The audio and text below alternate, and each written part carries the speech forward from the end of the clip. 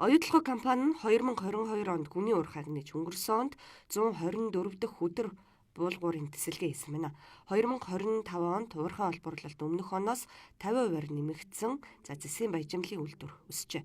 2028-аас 30 онд гүний болон ил уурхайгаас жилдээ дунджаар 500 мянган тонн зэс үйлдвэрлэх төлөвлөгөөтэй байна гэсэн юм а. Оюутлогоо төслийн хүрээнд 2010 оноос хойш Монгол улсад нийтдээ 15.8 тэрбум $10 хөрөнгө оруулалт хийгдсэн бөгөөд улсын төсөвт 3.3 тэрбум долларын татвар төлсөн гэж надад бас хэлсэн. Мөн сүүлийн жилүүдэд бас хувь нийлүүлэгчдийн харилцан ашигтай хамтын ажиллагаа үр дүнд манай ард түмний баялаг бол оюу толгоогоос хүртэх үр өгөөж ноогдох ашиг бас нэмэгдэж байгаа талаар бас надад илтгэсэн. Аливаа томоохон үйлдвэр бүтээн байгуулалтанд бас бусад салбар бизнес эрхлэгчдийг дэмждэг байх ийм учиртай байдаг.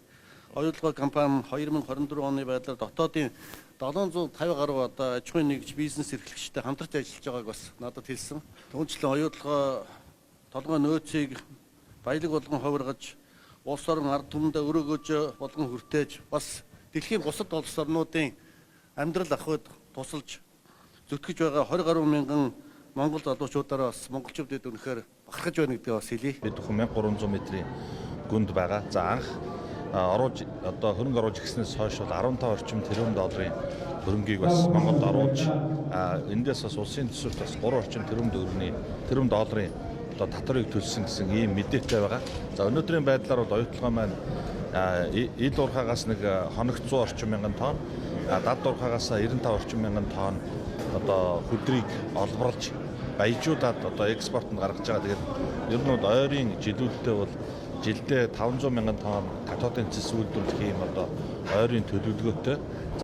Оюутлогоо уурхай үйлдвэрлэл олборлолт жилээс жил нэмэгдэж байгаа бөгөөд дэлхийд тэргүүлэх өндөр технологиг нэвтрүүлэн аюулгүй ажиллагааг бүрэн ханган ажиллаж байгаа нь уурхай нийт хамт олонний хүч хөдөлмөр хүчин зүтгэл гэдгийг онцоллоо. За үүнээс гадна Монгол улсын ерөнхийлөгчийг оюутлогын гүний уурхайд ажиллах үеэр оюутлогоо компани 100 сая мод өвлүүлэн үлдээх хөтөлбөрийнхөө хэрэгжилтийг танилцуулсан юм. За тус компани нь тэрбум мод үндэсний хөдөлгөөний хүрээнд 100 сая мод тарьж ургуулах амлалтыг авсан юм а.